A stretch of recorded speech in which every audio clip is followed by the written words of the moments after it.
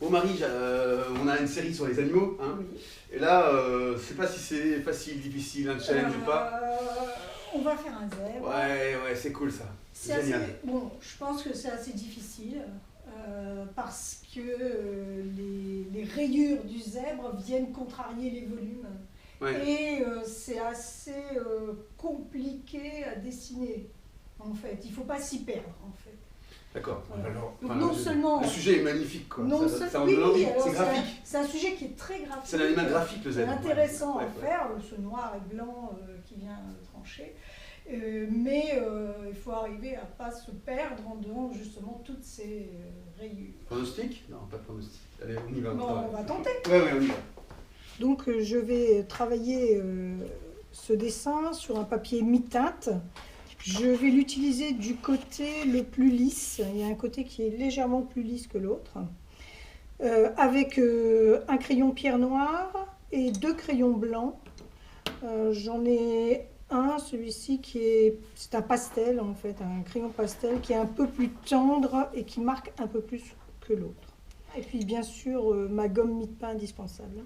Je vais commencer par esquisser mon dessin. Alors normalement, faites-le très légèrement pour pouvoir le gommer. Ici, je vais appuyer un petit peu plus que ce qu'il faudrait pour la vidéo, mais il faut vraiment l'esquisse, la faire extrêmement légère. Donc, je n'ai pas travaillé trop grand pour que ce ne soit pas trop long à faire, mais suffisamment grand pour qu'il y ait quand même un peu de détail. Donc, je vais, comme d'habitude, faire la structure générale. On a la forme de la tête du zèbre un peu en triangle. Donc je vais partir de l'oreille. Et je vais donc dessiner. Voilà.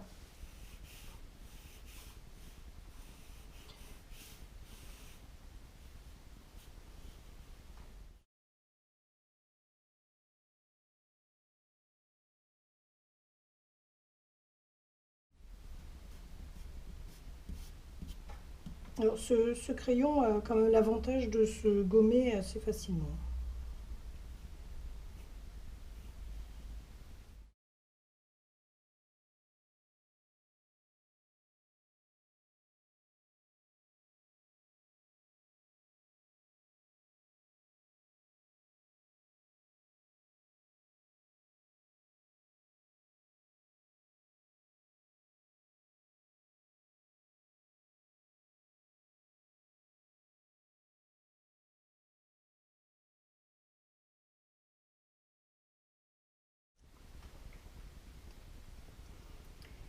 Donc assez rapidement, là, je vais dessiner la structure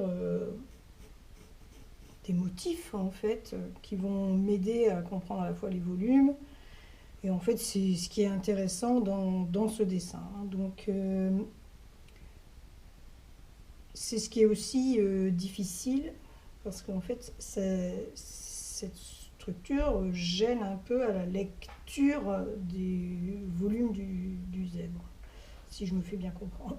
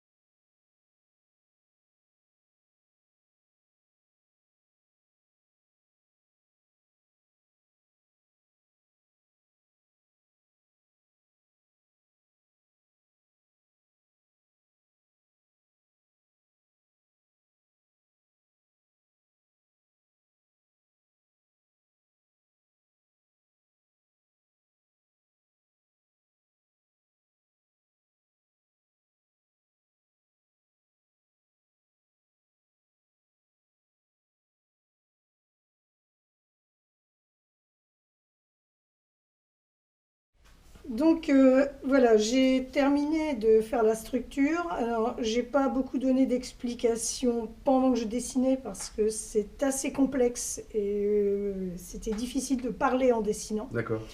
Donc, Un petit commentaire alors, final, alors ouais. voilà, je vais faire donner quelques explications. Donc, il faut bien structurer les zones de blanc et les zones qu'on va mettre en noir après. Je les ai, quand j'étais un peu perdue, hein, j'ai mis un petit peu de blanc pour me rappeler que ces parties-là étaient blanches, voilà, pour m'y Ouais, retrouver. c'est troublant quand En tu traces fait, en fait. Ouais, voilà, c'est parce ça. que quand tout est tracé Ouais, uniquement au ouais. trait, on n'y comprend plus rien. Mm. Donc ça, et puis aussi faire attention à suivre le volume en fait en dessinant les formes, notamment ici qu'on sente bien qui est le dessus du cou par exemple. Alors il y a des endroits où les formes du zèbre vont à contresens du volume, donc c'est pas toujours évident, mais par exemple il faut ici qu'on sente bien quand même l'épaisseur du cou. Ouais. On a envie Voilà. de s'arrêter là, c'est déjà très beau, non?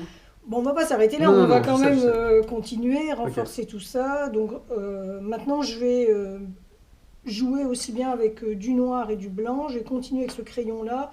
Et à la fin, je viendrai mettre des blancs plus forts avec l'autre crayon. D'accord. Hein, voilà, donc j'ai continué tout ça. Donc maintenant, je vais dessiner un petit peu son museau, là. Parce que ça, je peux pas le faire en blanc. Ah, parce qu'il est sombre par rapport. Parce Ouais. qu'il est sombre en fait, donc il faut jouer avec des zones foncées et un tout petit peu de blanc pour les lumières, mais très très très peu. Toute la particularité de l'exercice, justement. Ça. Voilà.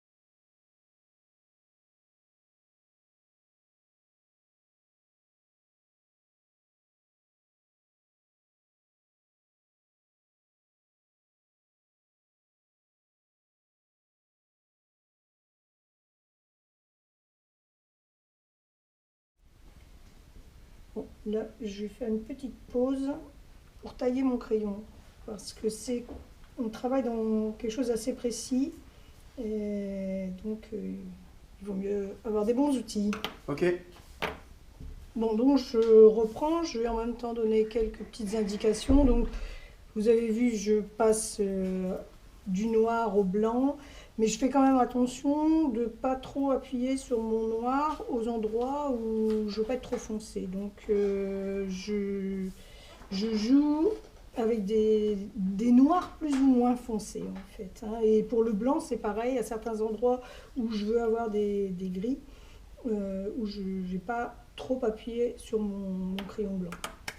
J'ai mes doigts un peu sales.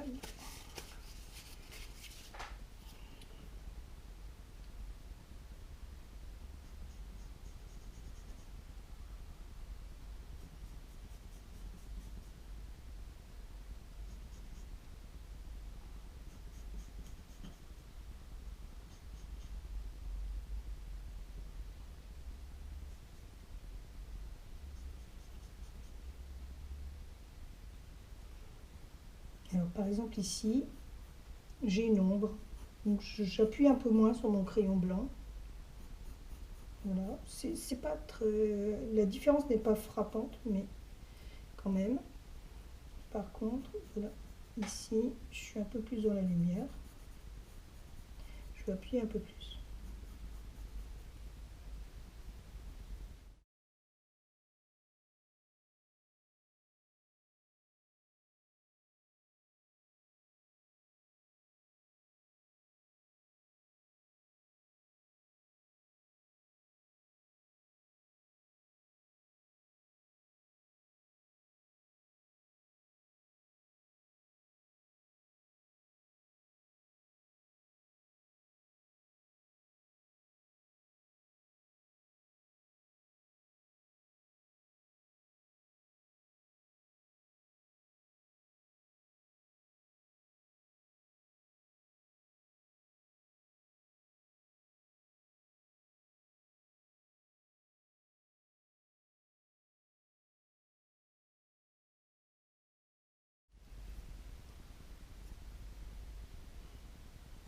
Donc je ne fais pas du pur coloriage en fait, hein.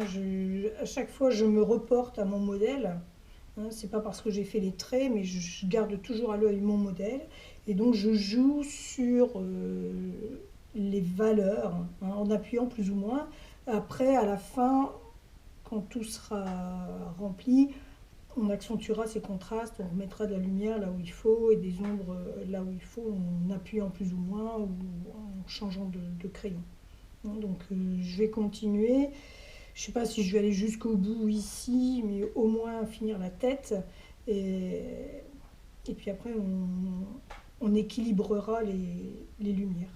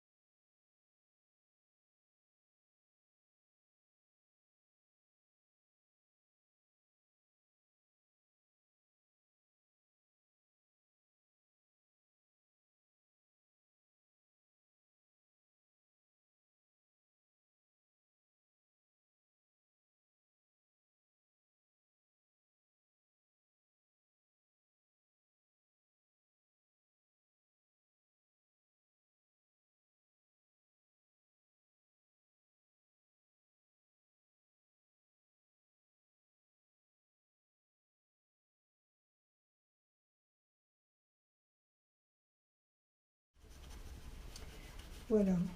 Alors, c'est presque terminé. Ce que je vais faire, c'est que je vais maintenant ramener un tout petit peu plus de lumière par endroit avec mon crayon pastel. Je vais essayer de renforcer un petit peu les blancs par endroit, peut-être noircir certains noirs, on verra. Déjà ramener un petit peu de lumière. Donc sur cette partie-là avant, donc, je vais juste renforcer un petit peu. Donc par contre là il faut faire attention, pas trop effacer ce qu'on a fait avec ses doigts.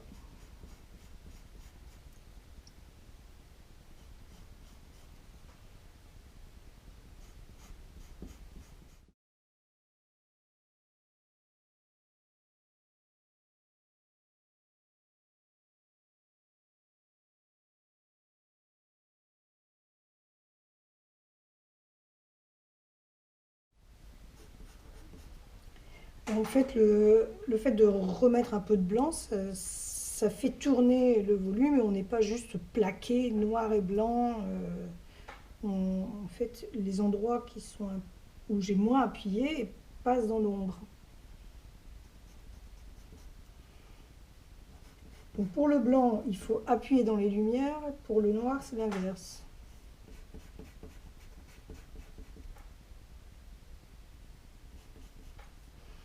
Je vais lui mettre un tout petit peu de lumière ici pour faire ressortir un tout petit peu le nez, un petit peu plus que sur la photo en fait.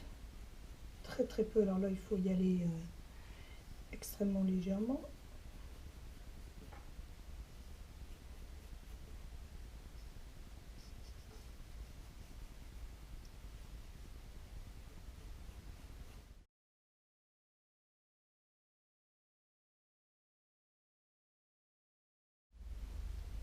Ici aussi, je vais mettre une petite lumière qui frise sur le bord de son oreille. Là. Avec mon crayon pastel, je vais renforcer cette lumière-là.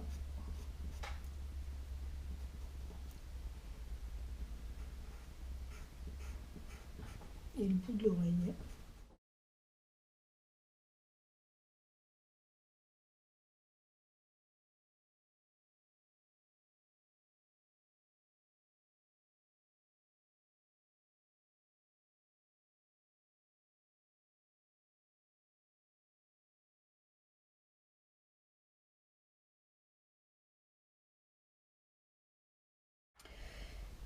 Je pense qu'on va s'arrêter là. Ici, peut-être quelques petits poils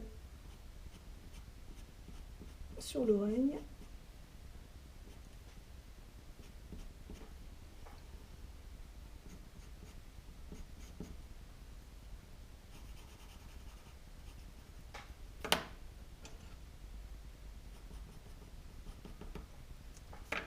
Ah, si je voulais lui arranger un tout petit peu le regard.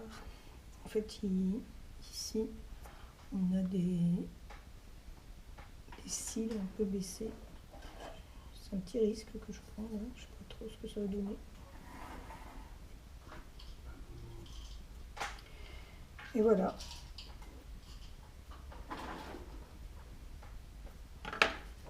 Alors, je sais pas si c'est le plus beau dessin que j'ai jamais vu, mais ça me fait souvent cette impression avec Marie. Mais regardez, bah vous l'avez déjà vu, mais regardez ça. C'est génial. Ah. C'est sublime. Il n'y a rien à dire, non? Ben, sur le dessin même, je pense que j'ai donné pas mal d'explications. Vas-y, Simplement une petite chose au niveau du fixatif. Oui. En fait, c'est un dessin qui est fait à la craie, enfin c'est au crayon, mais c'est Ouais. à la craie. Donc il faut le fixer, mais très très légèrement pour ne pas éteindre les blancs. Ah, et puis pas qu'il mélange et tout ça.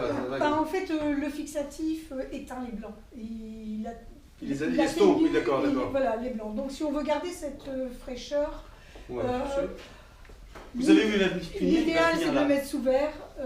Je sais pas où on va le mettre, je sais pas qui on va dégager. Je montre personne, mais je peux vous assurer que ça ne rentre pas chez toi, Marie, ça reste ici. C'est super, j'adore. Bravo, super. Et puis prenez pour vraiment travailler le sujet parce que c'est propice, c'est vraiment graphique. C'est un travail intéressant. C'est très graphique. À vous?